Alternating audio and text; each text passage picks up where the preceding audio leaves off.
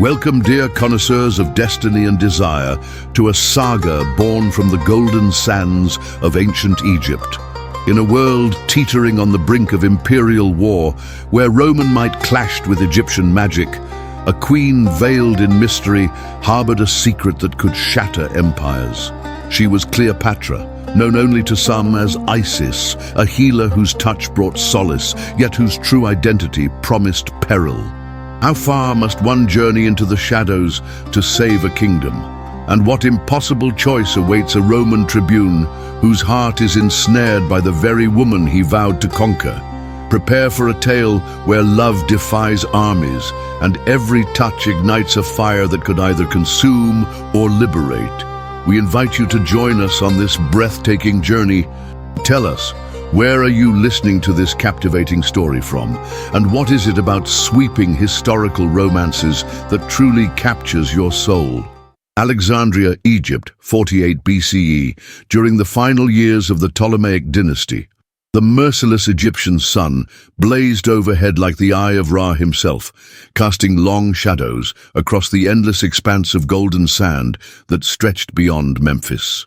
In this ancient land, where pharaohs once ruled as gods, and the Nile's life-giving waters had nourished civilization for millennia, the clash of empires now painted the desert crimson with blood. Tribune Gaius Flavius raised his bronzed hand to shield his steel-grey eyes from the blinding glare, his weathered face etched with the confidence of a man who had never known defeat. At 26, he possessed the bearing of Roman nobility, broad shoulders that spoke of countless hours wielding sword and shield, a strong jaw that had never bent in submission, and the kind of quiet authority that made lesser men follow him into the very jaws of death. His red woolen tunic, marked with the narrow purple stripe of his rank, clung to his muscular frame as he surveyed the desolate landscape ahead. Behind him, 20 of Rome's finest soldiers maintained perfect formation despite the oppressive heat. Their bronze armor gleamed like mirrors, and their oval shields bore the proud eagle of the legion that had conquered Gaul and crossed the Rubicon with Caesar himself.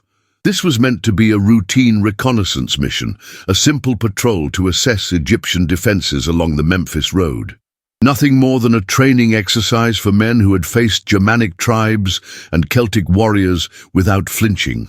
How wrong they were. The attack came with the swiftness of a desert viper striking its prey. From hidden positions among the dunes, Egyptian rebels emerged like phantoms born from the sand itself. Their curved khopesh swords caught the sunlight, creating a deadly dance of light and shadow as they descended upon the unsuspecting Romans. These were not the disciplined soldiers of Cleopatra's army, but desperate men, driven by hatred for the foreign invaders who threatened their ancient homeland. Unknown to Gaius, these rebels had been fed precise information about Roman patrol routes by a traitor whose name would one day be whispered with venom throughout the halls of Alexandria's palace. Apollodorus, trusted advisor to the queen herself, had orchestrated this ambush as the first move in a game of chess that would determine the fate of two empires. But in this moment of chaos and bloodshed, such political machinations seemed as distant as the stars. The first Roman to fall was young Marcus Quintus, barely 18, and on his first campaign beyond the safety of Italy's borders. A rebel's blade found the gap between his armor plates, and his scream of agony pierced the desert air like the cry of a wounded eagle. Gaius watched in horror as the boy, for that was all he truly was, crumpled to the sand, his life's blood seeping into the ancient earth that had witnessed the rise and fall of countless civilizations. "Form ranks!" Gaius bellowed, his voice carrying the authority of generations of Roman commanders. "Shields up! Protect your brothers!" But the rebels had chosen their moment well. The Romans were strung out along the narrow desert path, unable to form their traditional defensive formations. What followed was not a battle, but a massacre, as Egyptian steel found Roman flesh again and again, the air filled with the metallic scent of blood and the desperate prayers of dying men calling upon gods both Roman and foreign. Gaius fought like a man possessed, his gladius singing through the air as he cut down rebel after rebel. His training had been forged in the brutal schools of Rome, where weakness meant death and strength was the only virtue that mattered. Yet for every enemy he felled, two more seemed to take their place, emerging from the endless sea of sand like demons summoned from the underworld. The poisoned arrow struck him without warning, its bronze tip piercing the gap between his shoulder plates with surgical precision. The venom coursed through his veins like liquid fire, and his vision began to blur as the desert seemed to tilt and sway around him. Still he fought on, driven by duty and the desperate need to save what remained of his men. A rebel's khopesh found his ribs, sliding between the bronze plates of his armor like a serpent seeking his heart. Pain exploded through his body, white-hot and all-consuming, yet somehow he managed to drive his own blade through his attacker's throat before the darkness began to claim him. When the slaughter finally ended, only silence remained. The desert wind whispered across the battlefield, stirring the sand that would soon cover the evidence of this tragedy. Of the 21 Romans who had ridden out from Alexandria that morning, only one still drew breath, and that breath came in ragged gasps as Gaius Flavius crawled across the blood-soaked sand, leaving a crimson trail in his wake. Delirious with pain and fever, his mind fractured by the poison coursing through his veins, he stumbled toward the distant spires of Alexandria. Each step was an agony that threatened to drag him into the welcoming embrace of unconsciousness, yet something deep within his warrior's soul refused to surrender. Perhaps it was the voices of his fallen comrades that drove him forward, or perhaps it was simply the stubborn Roman refusal to accept defeat. The great city of Alexandria rose before him like a mirage, its lighthouse, one of the 7 wonders of the ancient world, piercing the sky like a finger pointing toward the gods.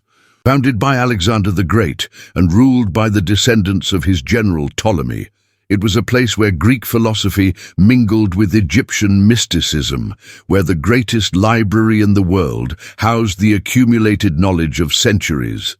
But Gaius saw none of this grandeur as he collapsed in the filthy alley of the city's poorest quarter. Here, where the stench of human misery mingled with the acrid smoke of cooking fires and the sweet perfume of incense from makeshift shrines, the glory of Alexandria seemed as distant as the peaks of Mount Olympus.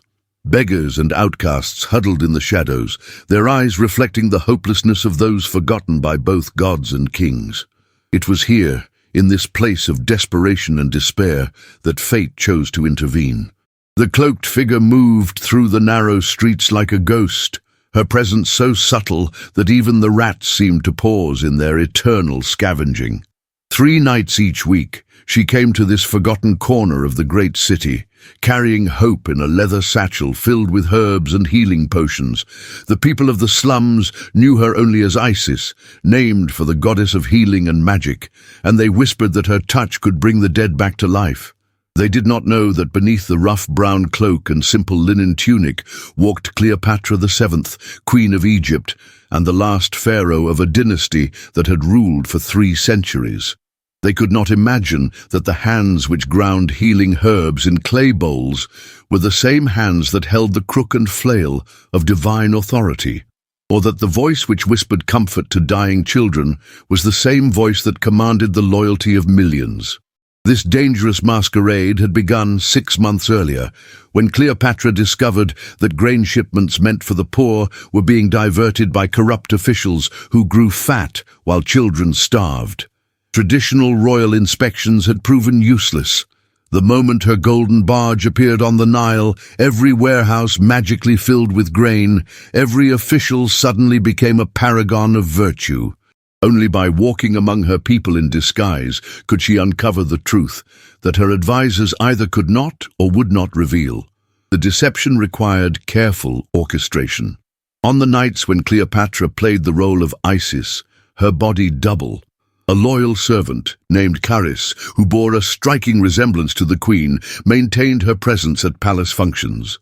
Meanwhile, her most trusted handmaiden, Miriam, handled the routine correspondence and minor decisions that kept the machinery of government functioning. It was a dangerous game, for discovery would mean not just personal ruin, but the collapse of Egypt's independence. Tonight, as she knelt beside the broken fountain that served as a landmark in this maze of poverty, Cleopatra's dark eyes fell upon something that made her heart skip like a frightened bird. A man lay crumpled against the crumbling wall, his red Roman tunic soaked with blood, his bronzed skin pale as marble in the moonlight. Every instinct screamed danger. Romans were the enemy, the conquerors who threatened everything she held dear. Yet her healer's oath, sworn before the altar of Isis herself, compelled her to act. With strength born of desperation, she dragged his unconscious form through the winding streets to her secret sanctuary. The abandoned temple of Thoth had once been a place of learning and wisdom, where scribes came to honor the god of knowledge and writing. Now, its broken columns and cracked walls provided shelter for her clandestine work, its forgotten chambers converted into a makeshift medical center where she could practice the healing arts away from prying eyes. For 3 days and nights, Gaius hovered between life and death, while Cleopatra fought to save him with every skill at her disposal.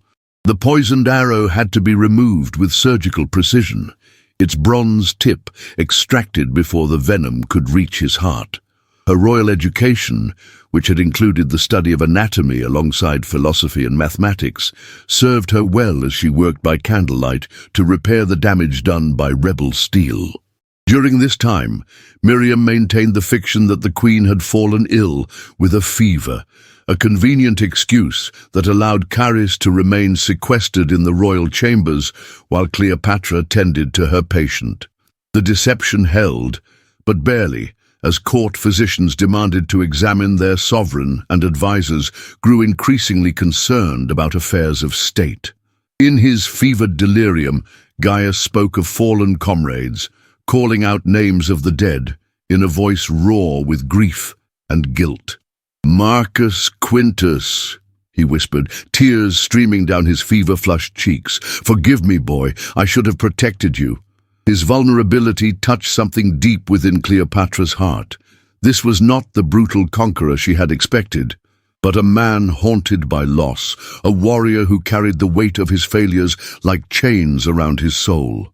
She found herself studying his face in the flickering candlelight, noting the strong line of his jaw, the way his dark hair curled slightly at the temples, the small scar that bisected his left eyebrow like a reminder of battles past. There was nobility in his features, the kind of classical beauty that Greek sculptors tried to capture in marble, yet it was tempered by the harsh realities of a soldier's life.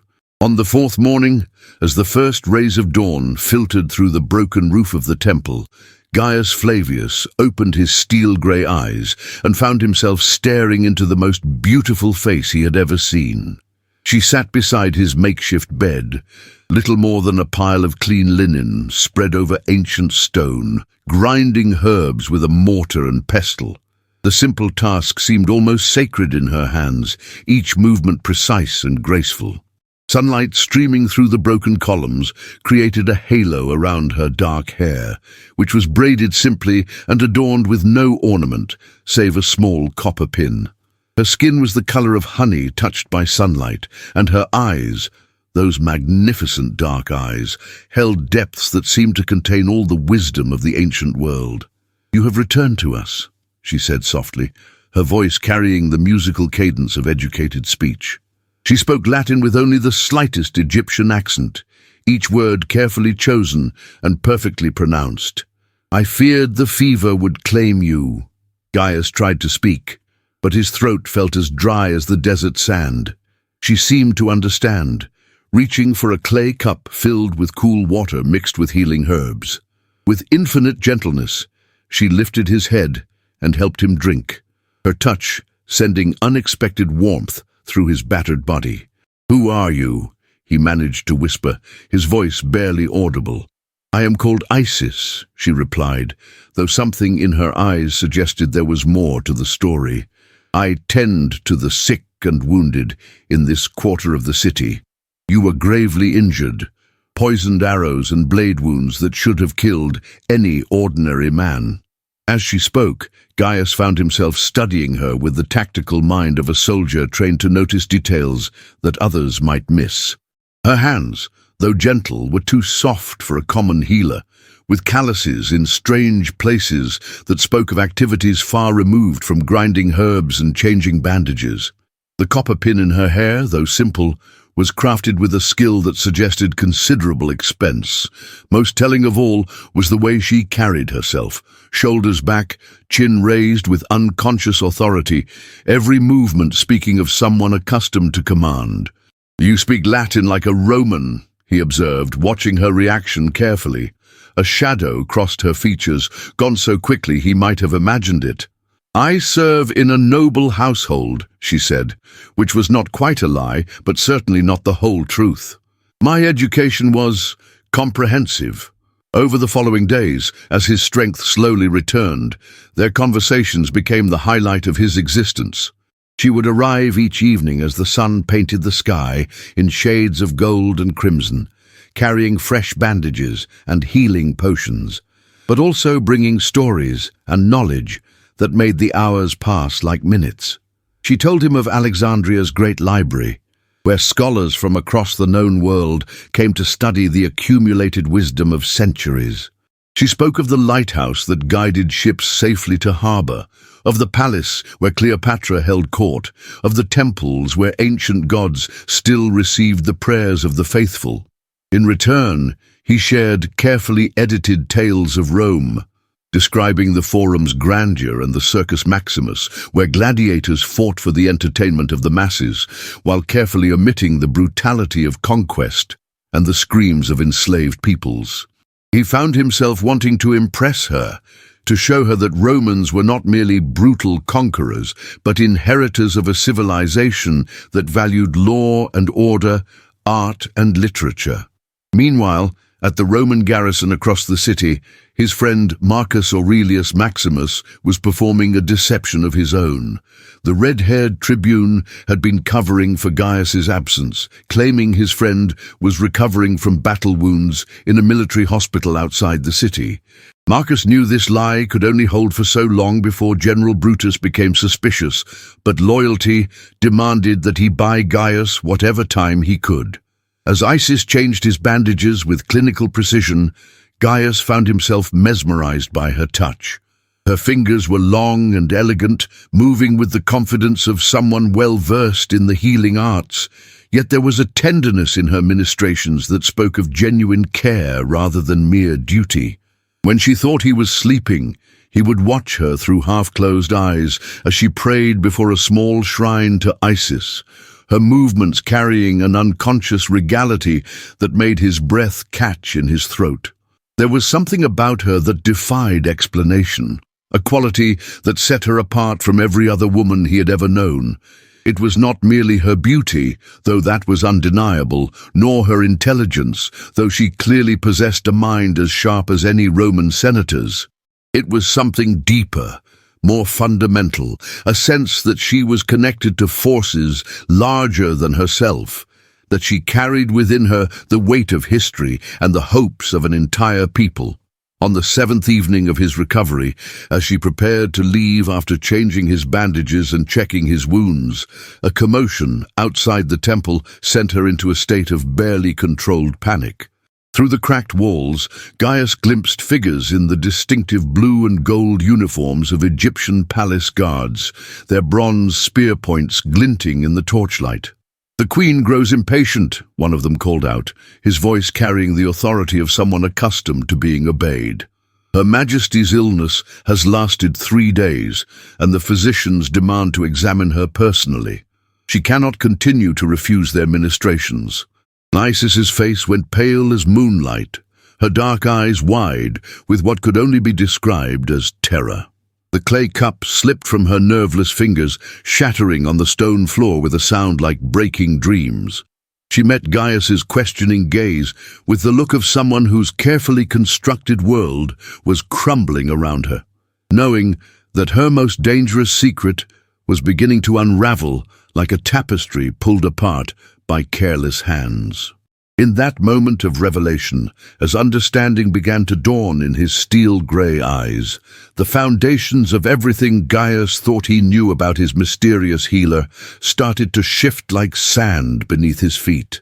The woman who had saved his life, who had shown him kindness when he deserved only death, was not at all what she seemed to be. And in the shadows of the ancient temple, where gods and mortals had once walked together, the first threads of a love story that would reshape the destiny of empires began to weave themselves into the tapestry of history. The silence that followed the palace guard's departure stretched between them, like a chasm that threatened to swallow everything they had built together. In the flickering candlelight of the ancient temple, Isis stood frozen like a statue of marble, her dark eyes reflecting a terror so profound that Gaius felt his own heart constrict with unexpected pain. The broken pieces of the clay cup lay scattered at her feet, like fragments of a shattered dream, each shard catching the light and throwing it back in accusatory glints. "Kira," she whispered suddenly, the name falling from her lips like a prayer to forgotten gods. "My name is Kira." The lie came so smoothly, so effortlessly, that Gaius found himself both impressed and disturbed by her skill at deception. Yet beneath the practiced words, he could see the genuine fear that made her hands tremble as she knelt to gather the broken pottery, her movements sharp and desperate. "I am a royal scribe," she continued, her voice gaining strength as she wove her tale. "I work in the palace archives, copying documents and maintaining records. But what I discovered there—" Her voice broke, and tears began to flow down her cheeks like liquid silver in the moonlight. "Children are starving in the streets while grain meant for them rots in warehouses owned by corrupt officials. I could not stand by and do nothing." Gaius watched her carefully, his soldier's instincts warring with the growing tenderness in his heart. The tears seemed genuine enough, and the passion in her voice when she spoke of suffering children rang with authentic emotion. Yet there was something too polished about her explanation, too convenient in its timing. "So you risk the Queen's displeasure to help the poor," he said slowly, testing the waters of her deception. "Every night I can manage," she replied, meeting his gaze with defiant courage. "I know the palace schedules when my absence will not be noticed. I steal away to bring what healing I can to those forgotten by the powerful." It was a beautiful lie, wrapped in enough truth to make it believable. Gaius found himself wanting to accept it, to push aside the doubts that gnawed at his mind like hungry rats. He was already too deeply entangled in whatever web she had woven around his heart to walk away now, even if wisdom demanded it. "You are either the bravest woman in Alexandria," he said finally, "or the most foolish." A ghost of a smile touched her lips. Perhaps both. In the days that followed, their relationship shifted like sand dunes reshaped by desert winds. As Gaius's strength returned, so did his ability to think clearly about his situation. He began crafting carefully worded reports to his superiors, claiming that he was gathering valuable intelligence on Egyptian defenses while recovering from his wounds. The lies came easier than he expected, each false word another step away from the man he had been and towards something he did not yet understand. Marcus Aurelius Maximus proved invaluable in maintaining this deception, delivering the reports and vouching for his friend's condition whenever General Brutus asked uncomfortable questions. The red-haired tribune's loyalty never wavered, though Gaius could see the concern growing in his green eyes with each passing day. "How much longer can we maintain this fiction?" Marcus asked, during one of his clandestine visits to the temple. "Brutus grows suspicious, and there are whispers in the ranks about your extended absence." "A few more weeks," Gaius replied, though he knew in his heart that he was asking for more time than they could safely provide. "I need to be certain of what I have discovered here."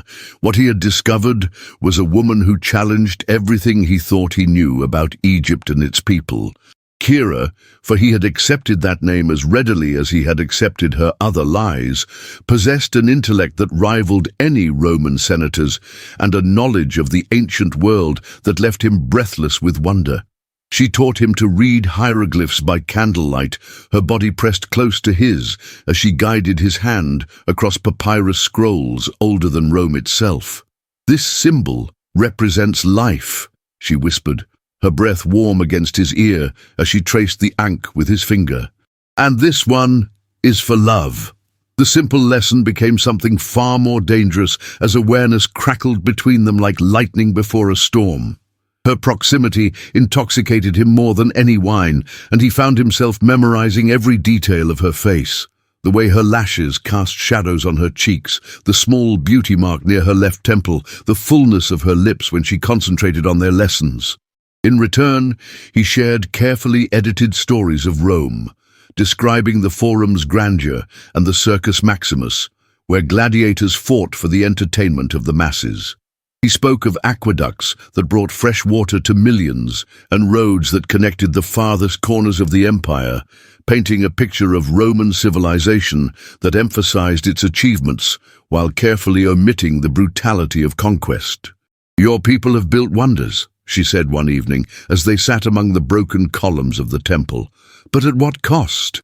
The question hung in the air between them, heavy with implications that neither was ready to explore. Instead, he reached out to touch her face, his fingers tracing the line of her jaw with reverent gentleness. "Some prices are worth paying," he said softly, though he was no longer certain he was speaking of Rome's conquests. Their stolen moments became increasingly intimate as the weeks passed. She brought him fresh figs and honeyed wine, feeding him by hand when his shoulder was too stiff to move properly. The simple act of nourishment became charged with sensuality as she watched him eat, her dark eyes following every movement of his lips with an intensity that made his blood sing in his veins. The first kiss happened during a thunderstorm that shook the ancient temple to its foundations. Lightning illuminated the broken walls in stark relief as rain poured through the damaged roof, and she sought comfort in his arms when thunder crashed overhead like the anger of the gods themselves. Their lips met with desperate hunger, as if they could somehow capture eternity in that single moment of connection. The kiss tasted of honey and promises, of secrets and lies, of a love that existed outside the normal boundaries of the world. When they finally broke apart, both were breathing hard, their hearts racing in perfect synchronization. "This is madness," she whispered against his lips. "Then let us be mad together," he replied, pulling her closer. Their love affair unfolded over 6 weeks, like a flower blooming in the desert, beautiful and impossible, and destined to be brief. Kira maintained her 3-night schedule with religious precision, but on the nights she could not come, Gaius's longing grew unbearable. He found himself counting the hours until her return, marking time by the rhythm of his own heartbeat. On the nights when she was absent, he lay awake, staring at the stars, visible through the broken roof, wondering what she was doing in the palace, whether she thought of him as constantly as he thought of her. The realization that his feelings had moved far beyond gratitude or simple attraction came gradually, like dawn breaking over the Nile. They made love for the first time on a night when the moon was dark and the temple seemed to exist in a world apart from Alexandria's bustling streets. Surrounded by crumbling statues of forgotten gods, they came together with a tenderness that transcended mere physical desire. For Cleopatra, who had never known anything but the performance of queenship, it was a revelation to simply be a woman in the arms of a man who saw her as nothing more or less than herself. For Gaius, her touch healed wounds deeper than those left by rebel blades. The war trauma that haunted his sleep began to ease, though he still woke, sometimes calling out for his fallen men. She held him through these episodes, her presence an anchor in his storm of guilt and grief, her whispered words of comfort more powerful than any medicine. "They died because of my failure," he confessed one night after a particularly vivid nightmare. "They died because war is cruel and random," she replied, stroking his hair with infinite gentleness. "You cannot carry the weight of every tragedy on your shoulders." Yet even as their love deepened, Gaius could not ignore the inconsistencies that multiplied like shadows at sunset. Kira spoke casually of palace politics, knowing details that no mere scribe should possess. She mentioned the Queen's preferences in art and literature as if she had observed them personally, and her knowledge of court intrigue was far too intimate for someone who claimed to work only in the archives. Her jewelry, though simple, was crafted from pure gold with a skill that spoke of considerable expense. The copper pin in her hair was actually bronze worked with precious metals, and the simple bracelet she wore bore tiny hieroglyphs that proclaimed blessings from the gods, the kind of protective amulets worn only by those of the highest rank. Most telling of all were the moments when she thought he was not watching, when her carefully maintained facade would slip like a mask falling away. Her posture would change, shoulders back, chin raised with unconscious command, and her movements would carry the kind of authority that came only from a lifetime of being obeyed without question. His suspicions were further aroused when he noticed that she only visited on certain nights, always with the same pattern. When he asked about her schedule, she claimed the Queen required her presence for important documents, but the timing seemed too convenient, too carefully orchestrated. "The Queen keeps you busy," he observed one evening, watching her reaction carefully. "Her Majesty is demanding," Kira replied, but something flickered in her eyes that suggested the words carried more weight than they should. One evening, driven by doubts he could no longer ignore, Gaius followed her through Alexandria's winding streets. Despite his injuries, his soldier's training served him well as he moved through the shadows, keeping pace with her graceful figure as she navigated the maze of narrow alleys and crowded marketplaces. She moved with purpose through neighborhoods that would terrify most women, yet guards seemed to materialize from the darkness to ensure her safety. They kept their distance, professional and discreet, but their presence was unmistakable to someone trained in military observation. At the palace gates, she did not enter through the servants' quarters as he expected, but through a side entrance used by high-ranking officials. Gaius retreated to the temple with his mind reeling from the implications. Everything he thought he knew about Kira was built on foundations of sand, and the truth, whatever it might be, promised to shatter the fragile world they had created together. The revelation came 3 nights later when she arrived at the temple visibly shaken, her usual composure cracked like a broken vase. Her hands trembled as she set down her medical supplies, and her dark eyes held a terror that made his blood run cold. "What has happened?" he demanded, rising from his makeshift bed despite the protest of his still healing wounds. "I have discovered something terrible," she whispered, her voice barely audible above the night sounds of the city. "A plot against the Queen's life that reaches to the very heart of the palace." The story she told chilled him to the bone. Apollodorus, Cleopatra's most trusted advisor, had been meeting secretly with Roman agents, the same network that had arranged the ambush of Gaius's patrol. The plan was elegant in its complexity. First, create instability through attacks on Roman forces to justify increased military presence. Then, during the chaos of the festival of Isis, poison the Queen and blame Egyptian radicals. With Cleopatra dead and the country in turmoil, Rome could intervene as peacekeepers and install Apollodorus as a puppet ruler. "He has been promised the governorship of Egypt under Roman rule," she continued, her voice growing stronger with righteous anger. "Wealth beyond imagination, power beyond his wildest dreams, all in exchange for betraying the woman who trusted him above all others." She had discovered the plot through her investigation of the grain theft, she explained.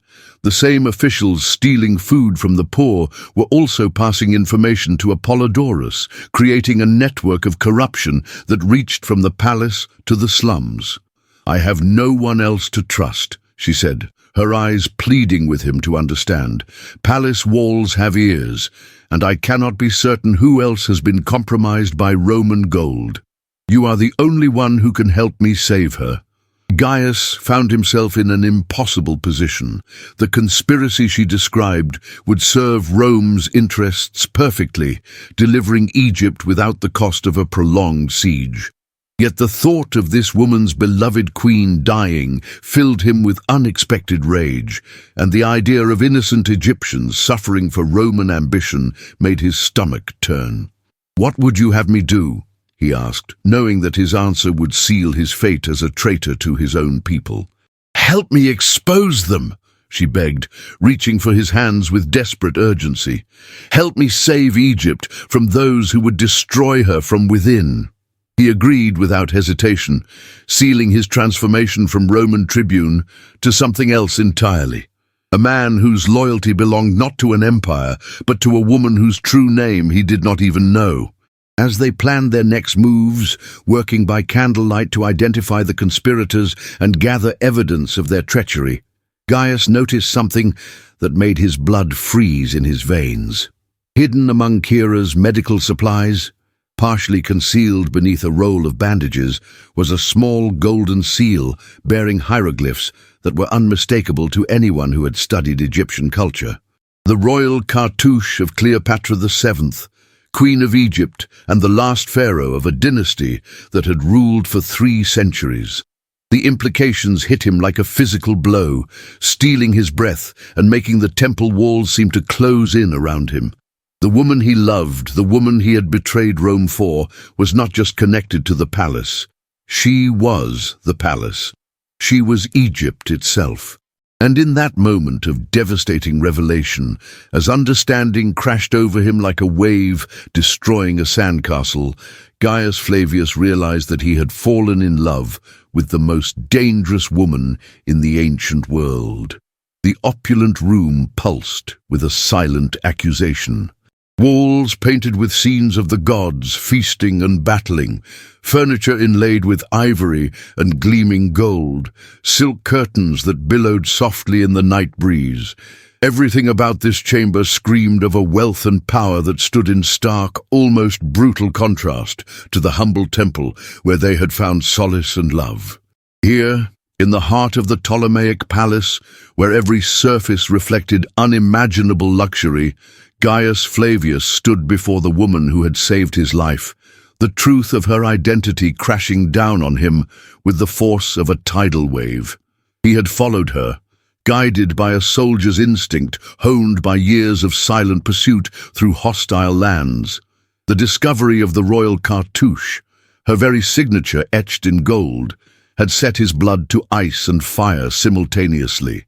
Now, as the palace guards, their faces impassive, bowed deeply when she passed, their voices low and reverent, calling her "Your Majesty," Gaius felt his entire world collapse, crumbling into dust at his feet. Every word was a lie, he managed to choke out, his voice hollow with a betrayal so profound it left him breathless. The words echoed in the vast chamber, swallowed by the silk and gold. Every touch, every kiss, all of it was manipulation. Cleopatra, no longer able to hide behind the simple linen of her Isis disguise, stood before him in the full regalia of her station. The finely pleated white calasiris, adorned with intricate gold threads, shimmered in the lamplight. On her brow, the golden uraeus, the rearing cobra, seemed to mock their former intimacy, a cold, unblinking eye surveying the chasm that had opened between them. Her coal-lined eyes, usually so warm and expressive, now held a guarded sorrow that pricked at his wounded heart, but he refused to yield. "Gaius, listen to me," she pleaded, her voice, usually so melodious, now strained with an urgency that pierced the silence. "The grain theft was real. The children truly were starving. My feelings for you, the woman you knew in the temple, that was my truest self, unburdened by the weight of the crown." She stepped forward, her hands outstretched in an eloquent gesture of desperate appeal. "I reveal the complexity of my deception, not to justify it, but to help you understand. The body doubles, the careful scheduling, the feigned illness for my court physicians, the long nights Miriam covered for me, these were all necessary to uncover the real problems my people faced. They were for the good of Egypt, for my people. But Gaius could not hear past his own pain, past the agonizing sting of having been so thoroughly, so completely deceived. The magnitude of her lies suffocated him, choking out any shred of understanding. The argument that followed was devastating, each word a poisoned arrow aimed at the raw wounds of their fractured trust. "You used me," he accused, his voice rising, harsh with raw emotion. "You lured me in, a naive Roman soldier, to glean information about our tactics, our weaknesses. My reports, carefully crafted to feign recovery and intelligence gathering, may have actually contained useful truths for you, truths I unknowingly provided." The horror of this realization, that his very attempts to justify his absence might have aided his lover's kingdom against his own, twisted in his gut. She countered, her own voice thick with unshed tears. "And you, noble Roman, would you have loved Cleopatra the queen? Would you have seen past the crown, the duty, the burden, to the woman beneath?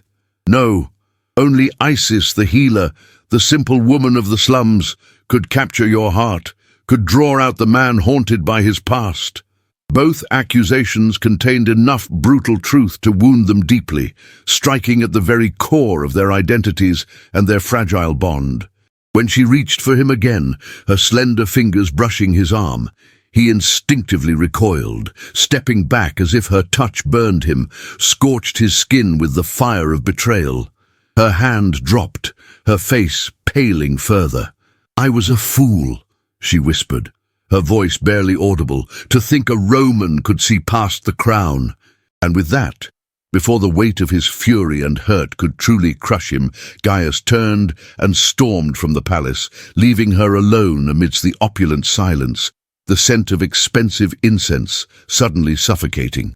Gaius returned to the Roman garrison, his mind a maelstrom of conflicting emotions. The familiar sounds of military life, the clang of steel, the shouted commands, the rhythmic tramp of marching boots, offered no solace. His commander, General Brutus, had been searching for him, the suspicion in his cold blue eyes sharpening with each passing day of Gaius's long absence. Marcus, his loyal friend, could no longer cover for him. Too many questions were being asked, too many whispers circulating about Gaius's disappearance. He fabricated a story, a tale of capture and daring escape from desert bandits.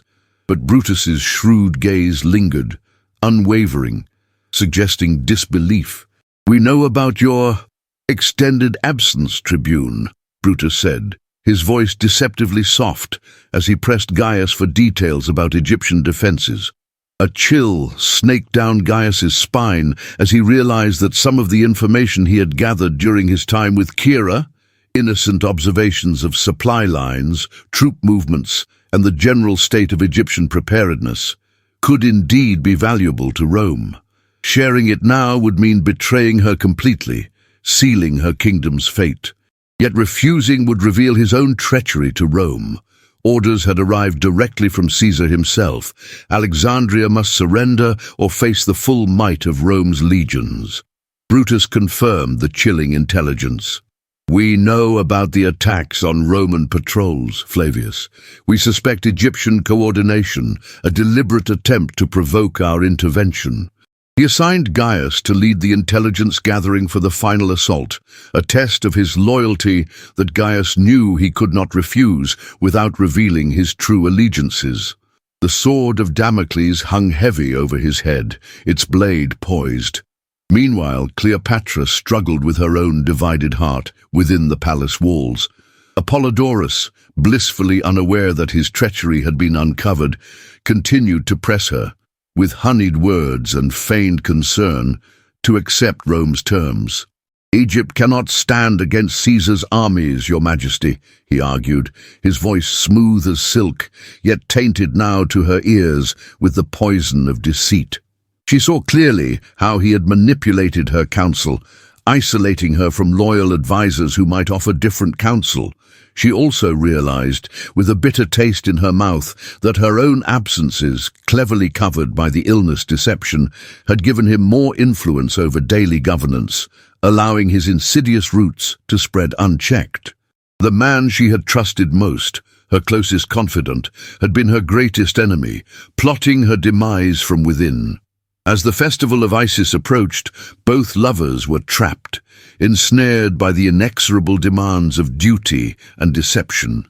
Gaius knew, logically, that he should report Cleopatra's elaborate disguise and her clandestine activities to his Roman superiors.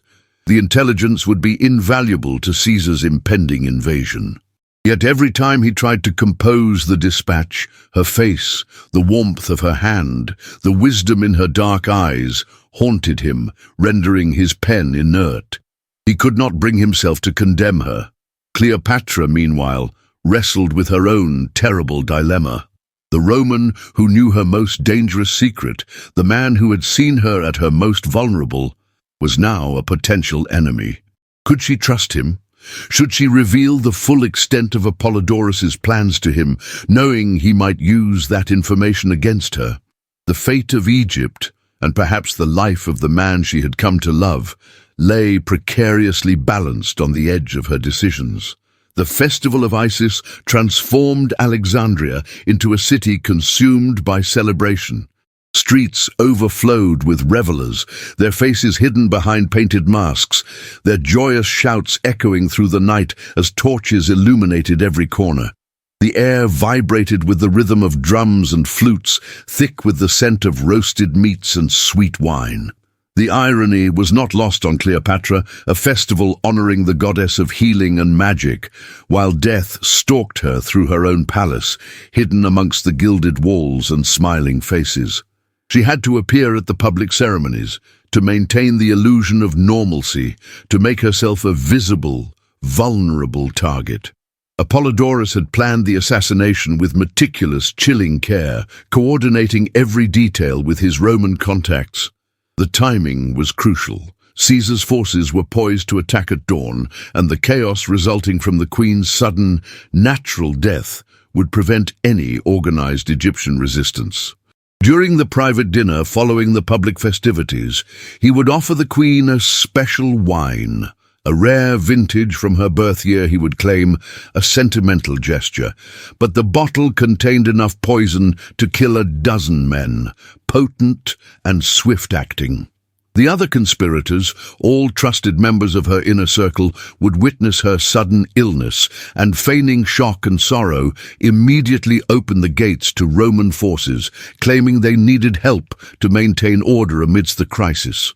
Gaius, despite the searing pain of his recent betrayal and the raw anger that still gnawed at him, could not abandon her to die. His love, though wounded and fractured, was not dead. A cold, hard realization settled in his gut. Apollodorus's plan would not merely assassinate the queen, it would result in the massacre of thousands of innocent Egyptians, men, women, and children. The Roman honor he had clung to, the principles of justice and order he had been raised on, demanded he act. He raced through the labyrinthine streets towards the palace, a single, desperate purpose driving him. He arrived just as the assassination plot unfolded, finding the corridors now filled with Apollodorus's conspirators, men who recognized him not as a Roman tribune, but as a dangerous, unwanted presence. He had to fight his way through, a ghost of his former self, fueled by a love he still fought to deny and a growing horror at the impending massacre. The fight with Apollodorus exploded in Cleopatra's private dining chamber, the air thick with the metallic tang of fear and steel. The remnants of what should have been her last meal, halved pomegranates, rich dates, and the shimmering poisoned wine, were scattered across the floor as Gaius burst in, his gladius drawn. He moved with a speed born of desperation, intercepting the advisor just as he raised the poisoned chalice to Cleopatra's lips. Their battle crashed through priceless artifacts and ancient treasures, overturning bronze braziers, shattering delicate clay amphorae. Apollodorus fought with the fury of a cornered rat, his eyes gleaming with a manic desperation. He knew that failure meant certain death, but he also wielded his khopesh with the skill of a man who had been planning this moment for months, training in secret. "You meddling fool!" Apollodorus snarled, parrying a savage blow from Gaius. This was inevitable. Rome will rule. During their brutal exchange, the advisor's voice, laced with venom, spilled his darkest secrets. "Your patrol, Roman, that was just the beginning.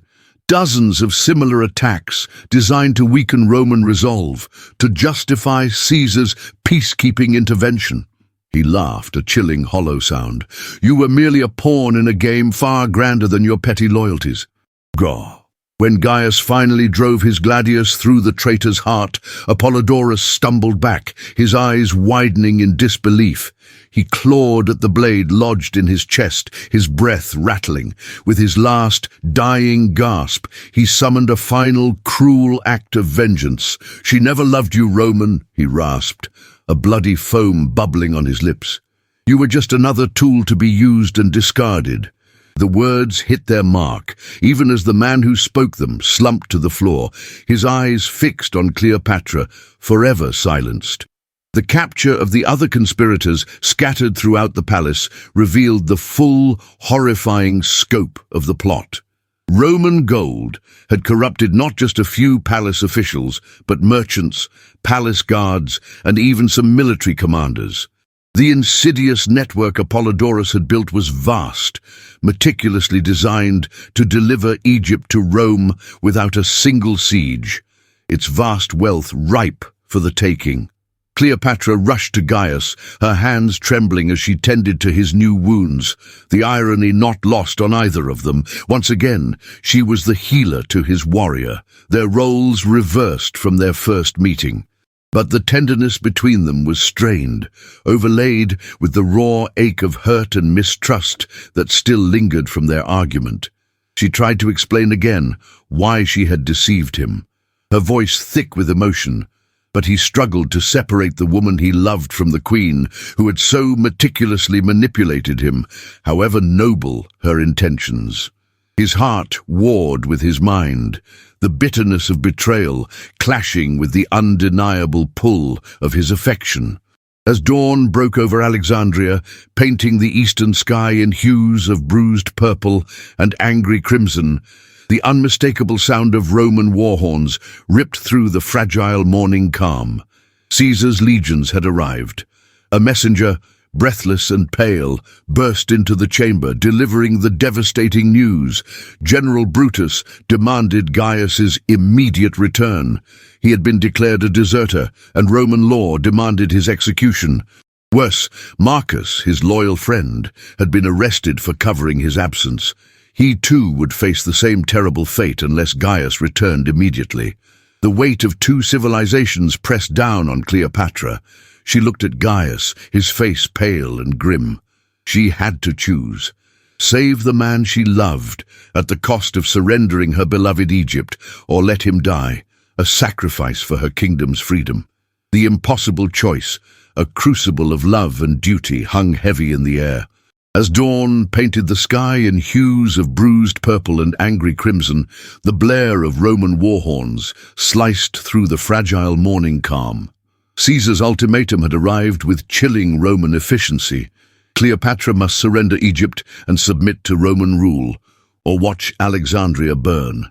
The terms were deliberately humiliating. She would be paraded through Rome as a trophy, her kingdom stripped of its treasures, her people enslaved. Refusal meant war against impossible odds and certain death for Gaius and Marcus, both now branded as traitors to the Republic. The weight of two civilizations and the lives of the men she loved pressed down on her. Cleopatra called her war council, but the room felt heavy with ghosts. Apollodorus's conspiracy had run deeper than she had realized. Nearly half her advisors had been compromised by Roman gold, their faces now absent, replaced by the bitter tang of betrayal. Only her most loyal supporters remained. Miriam, her steadfast handmaiden, Dr. Katie, the wise old physician, and a handful of seasoned generals who valued Egypt's independence above their own lives. Yet, amidst the despair, a flicker of hope ignited. The revelation of the conspiracy had actually strengthened her position in some ways. The loyal nobles, horrified by the depths of Apollodorus's treachery, were now united against Roman interference, their resolve hardened. The common people, learning of the grain theft and the queen, who had risked her life in disguise to expose corruption, rallied to her, their shouts echoing in the streets, a testament to her courage. Gaius, meanwhile, faced his own impossible choice. General Brutus, cold and calculating, offered him a chance at redemption. "Lead the assault on the palace, Flavius," Brutus commanded, his gaze piercing. "Prove your loyalty. Bring us the queen personally." The alternative was crucifixion for both him and Marcus, the standard agonizing punishment for desertion. Brutus revealed almost casually that they knew about his relationship with a palace spy, hinting that such indiscretions could be overlooked if he proved his loyalty now. As Gaius stood in his former commander's tent, surrounded by maps of Alexandria marked for conquest, he realized that some choices defined a man's entire existence, carving a path from which there was no return. His heart, still raw from the previous night's revelations and the pain of Cleopatra's deception, ached with an unbearable weight. He loved her, despite everything, and the thought of her captured, paraded, or worse, inflamed him with a desperate resolve. What followed was a masterpiece of deception, a testament to Cleopatra's cunning worthy of a queen who had lived a double life for months. She appeared to accept Caesar's terms, requesting only a final audience to negotiate the details of her surrender. The meeting was arranged in the great library of Alexandria, on neutral ground, a place both sides considered sacred, a repository of knowledge that should never be stained by war. Caesar himself attended, confident in his victory, his face alight with the thrill of imminent triumph. But Cleopatra had spent weeks preparing for this moment, using every scrap of intelligence gathered during her time as Isis. The library, usually a sanctuary of silence, had been transformed. Hidden among the towering shelves of papyrus scrolls, loyal Egyptian soldiers, disguised as scribes and scholars, waited in motionless vigilance. Dr. Gaius, with his ancient wisdom, had prepared a special incense, its fragrant smoke designed to cloud Roman minds, rendering them disoriented, while having no effect on Egyptians, who had built up immunity through gradual exposure. Most crucially, Cleopatra had sent word to Gaius through Miriam, risking everything on a desperate hope. Miriam, her face etched with the urgency of their precarious situation, had revealed Apollodorus's full, horrifying plan, the extent of his treachery, the Roman manipulation, the cold, calculating steps to plunge Egypt into chaos. She offered Gaius a chance to save both Marcus and Egypt, if he could find the courage to trust Cleopatra one more time, to see past the mask of deceit to the desperate queen fighting for her people. The message, delivered by a trusted network of agents, had arrived just hours before Caesar's ultimatum, igniting a fragile spark of hope in Gaius's soul. The negotiation began formally, with Caesar dictating terms like a conqueror, his voice resonating with unchallenged authority. Cleopatra, her face a mask of weary submission, appeared to comply, signing documents that would make Egypt a Roman province. The air was thick with the scent of burning incense. But when Caesar, with a triumphant smirk, reached for the wine cup that would seal their agreement, Gaius struck. His gladius, drawn with a whisper of steel, found the throat of the Roman guard beside Caesar, his movement a blur of swift, lethal precision. Chaos erupted in the sacred halls of learning, a cacophony of shouts, clanging metal, and the terrified cries of scholars. At the very same moment, Marcus, who had been freed by Egyptian agents in a daring midnight raid, led a coordinated attack on the Roman camp. His fierce war cry tore through the dawn, a signal for his loyal legionaries who, disgusted by Brutus's cruel orders and the unfolding treachery, had secretly pledged their allegiance to Marcus. They descended upon the Roman encampment, sabotaging siege engines, igniting supply tents, and preventing reinforcements from reaching the library. The Roman forces, caught between a surprise attack within and a sudden rebellion without, found themselves disoriented and vulnerable. The fight that followed in the Great Library was unlike any battle in ancient history, a desperate struggle fought among the greatest collection of knowledge in the world. Roman soldiers, their eyes wide with confusion from the incense, clashed with Egyptian warriors between towering shelves of papyrus scrolls. Precious texts, spanning centuries of human wisdom, scattered like dry leaves as men fought and died for the future of civilization. The scent of blood mingled with the dusty aroma of aged parchment. A brutal paradox. Gaius fought with the fury of a man who had found his true purpose. No longer torn between loyalties, he battled to protect the woman who had shown him that love could transcend the boundaries of empire. That honor was not merely a flag, but a choice of the heart. His sword work was poetry in motion, each strike precise and deadly, born of years of brutal training, but now infused with a desperate, passionate conviction. Beside him, Cleopatra, her face resolute, wielded the ceremonial khopesh of her ancestors, its curved blade a deadly extension of her royal will, proving that royal blood ran hot when Egypt's freedom was at stake. She moved with an unyielding grace, defending her people, her heritage, her future. Caesar himself, a living legend of conquest, proved why he had conquered Gaul. His blade was swift and merciless, cutting down Egyptian soldiers with mechanical efficiency, his movements those of a seasoned predator. The tide of battle shifted back and forth, scrolls burning as torches were knocked from their sconces, their flickering flames casting grotesque shadows across the ancient walls.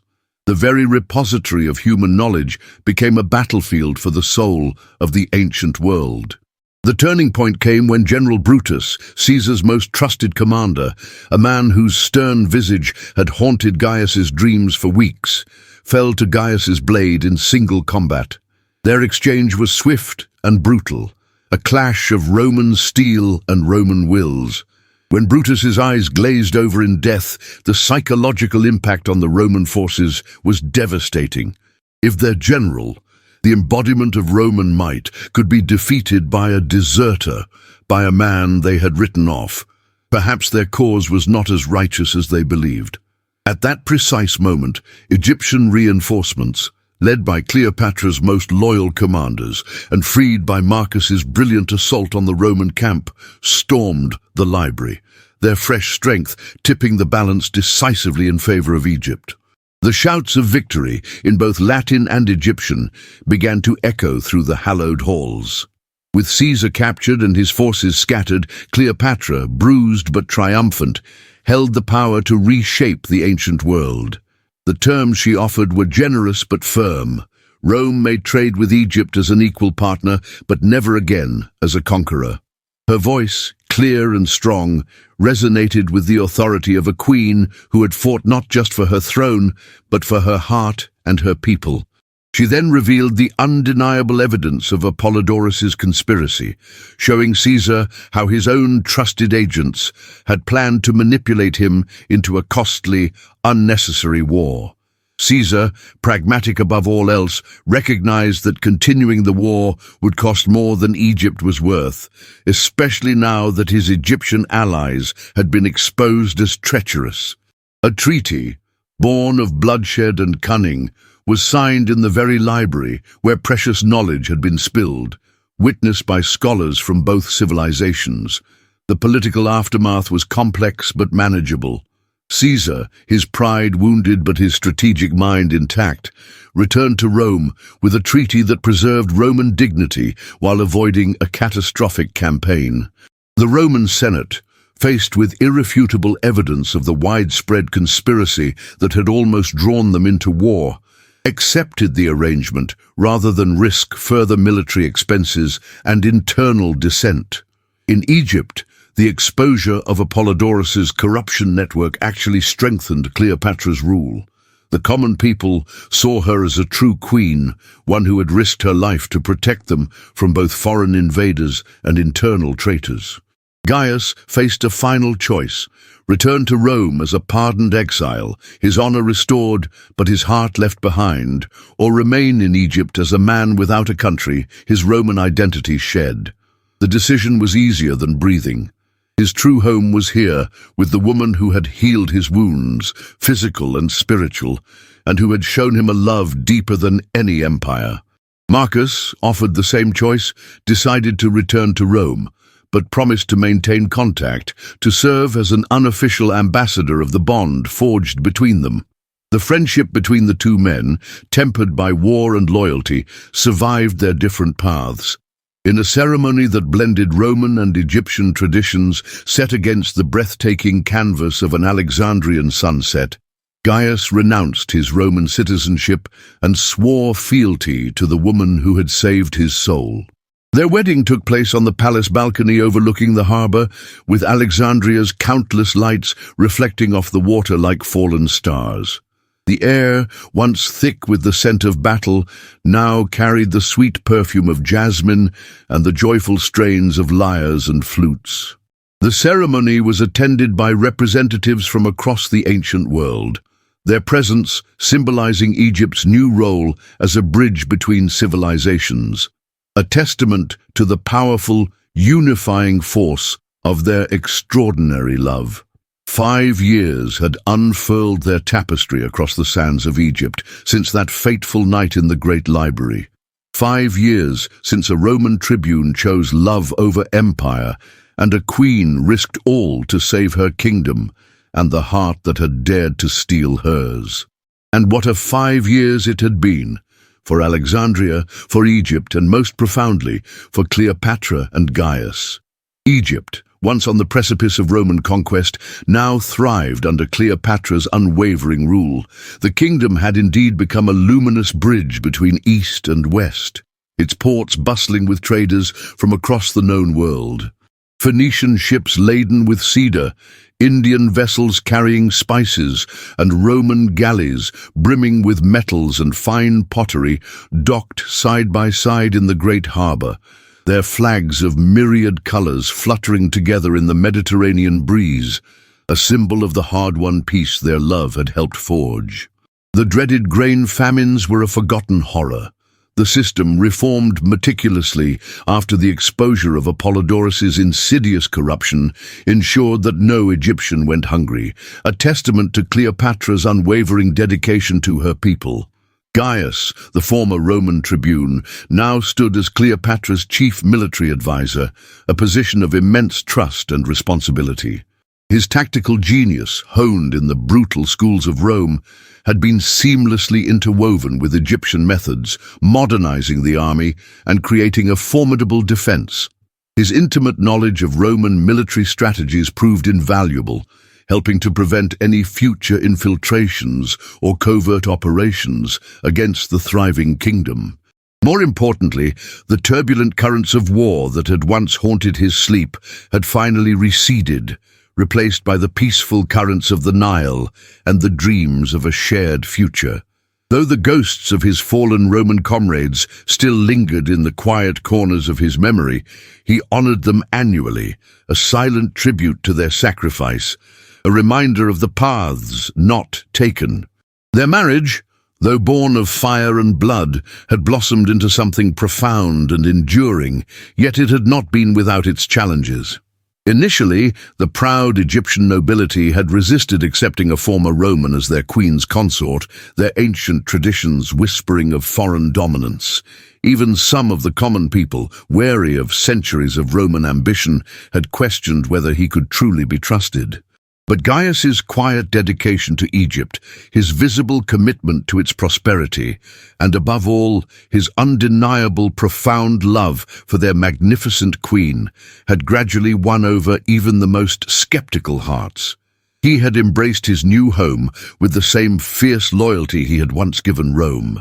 He had learned to speak fluent Egyptian, his Latin tongue now softened by the cadence of the Nile. He participated in religious ceremonies, his deep respect for the ancient culture he had adopted echoing through his every action, proving that love could indeed transcend the deep chasm of cultural divides. Their love story, once a desperate secret whispered in shadowed temples, had now become legend throughout the ancient world, sung by poets in bustling marketplaces and retold by storytellers beneath starlit skies. The tale of the Roman soldier who chose love over empire, who defied the might of Caesar for a queen, and the powerful queen who risked everything for a wounded heart, inspired others to believe that even the greatest barriers, be they political or personal, could be overcome. Every year, like the reliable ebb and flow of the Nile, Marcus, his red hair a beacon of familiarity, visited Alexandria. He brought news from Rome, stories of the changing republic, and maintained the subtle diplomatic connections that helped preserve the delicate peace. His friendship with Gaius remained as strong as the Roman roads they had once marched together, a living proof that personal bonds could survive the deepest political differences, that loyalty could wear many faces. Their reunions, filled with easy laughter and unspoken understanding, were a cherished ritual. The story found its quiet resolution in the very place where it had begun, the rebuilt temple of Thoth. It was no longer a secret sanctuary, but a beacon of hope, fully restored to its former glory. The broken columns were repaired, the cracked walls mended, and the forgotten chambers now served a noble purpose. It had been transformed into a thriving medical center and school, a testament to the combined wisdom of two great civilizations. Here, Egyptian and Roman knowledge seamlessly intertwined, training a new generation of healers, their techniques a blend of ancient remedies and new surgical precision, guided by the very spirit of the woman who had once practiced her healing arts in secret. As the sun, a fiery orb of gold and crimson, began its slow descent over the Nile, painting the sky with impossible beauty, Cleopatra and Gaius stood together in the temple's courtyard. Her hand rested gently on her swelling belly, a silent promise of the future. Their first child, a son, would soon arrive, a living bridge between two worlds, destined to grow up knowing both Roman discipline and Egyptian wisdom. The love that had defied empires, outwitted traitors, and healed deep wounds had not only survived the storm, but had created something entirely new, something pure and enduring. "Do you ever regret it?" she whispered, her voice soft as the evening breeze, her dark eyes filled with the wisdom of centuries, searching his. Gaius pulled her closer, his strong arm encircling her waist, drawing her against his side. His steel-grey eyes, reflecting the dying light, met hers, a silent symphony of devotion passing between them. A gentle smile touched his lips, etched with contentment. "How can I regret the choice that led me home?" Their kiss, tender and full of unspoken promises, sealed not just their personal happiness, but the profound promise of a new age. An age where love could indeed triumph over the brutal ambitions of empire, where two hearts, united by an unbreakable bond, could irrevocably change the course of history, shaping a destiny more glorious than any conquest.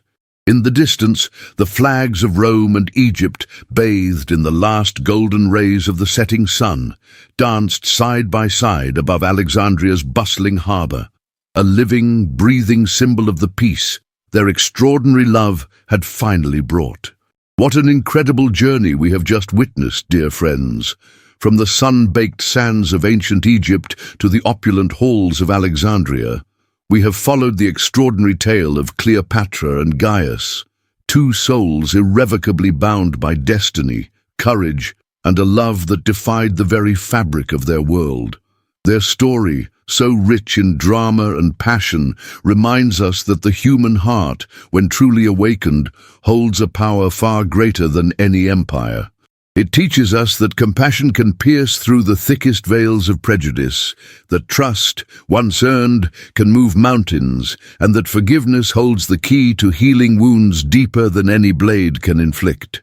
Even in times of immense conflict and betrayal, the choice to stand for what is right, to fight for love and for peace, can literally change the course of history. Cleopatra, who chose to walk among her people to understand their suffering, showed us the true meaning of leadership and self-sacrifice. And Gaius, the Roman who chose a queen over an empire, proved that loyalty is not just to a flag, but to the truth found in another's eyes. Their triumph was not just a victory on the battlefield, but a victory of unity over division, of understanding over hatred. We invite you now, as the final scene fades from our view, to share your deepest thoughts. What moment resonated most with you? Did their love inspire you to believe in the impossible? What lessons will you carry forward from this epic romance? If you stayed with us until the very end of this unforgettable journey, we know your heart was touched. So, as a special gesture, type the word heart in the comments below. Let us know who truly connected with this magnificent story. And if this tale of love, sacrifice and triumph captured your imagination, be sure to check out our other similar narratives. We're leaving more incredible stories in the cards for you, ready to transport you to worlds of passion, courage, and enduring love. Until next time, may your own journey be filled with such courage, and may your heart always lead you home.